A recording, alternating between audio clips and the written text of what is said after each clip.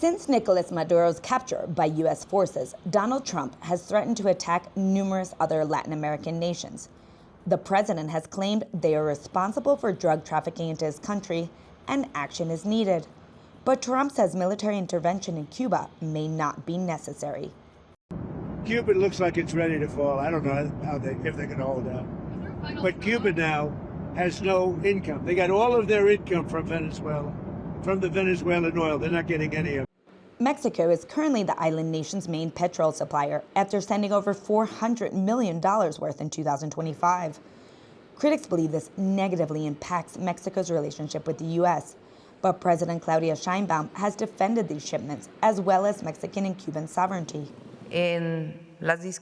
Regarding what we can call the differences between the United States and Cuba, Mexico is in the best position to be a vehicle to facilitate dialogue. What has to happen? Both nations, both countries have to agree. Here, the Cuban embassy in Mexico City represents decades of collaboration between the two nations, as Mexico has historically defended Cuba in opposition to U.S. critiques of the nation. David Barrios is a professor at the National Autonomous University of Mexico and believes the United States has no incentive to accept Mexico's offer. The United States is basically saying that this is their hemisphere. They have said it in those words, that they do not care about international norms and that they are pursuing certain things that are important to them, right? Things that have to do with geostrategic positions. Cuba could even be considered within that framework, but also access to natural resources.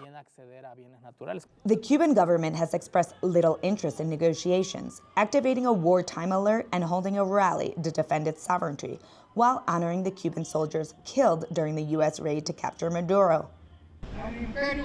To the empire, United States, that threatens us, we say, Cuba, we are millions, a people ready to fight if attacked, with the same unity and ferocity as the 32 Cubans who fell on January 3rd. The past few days has seen Donald Trump's focus on his board of peace, but in this hemisphere, Latin American countries remain on edge over the president's next moves in the region. Andalusia K, Soloff, Tier 2 World, Mexico City.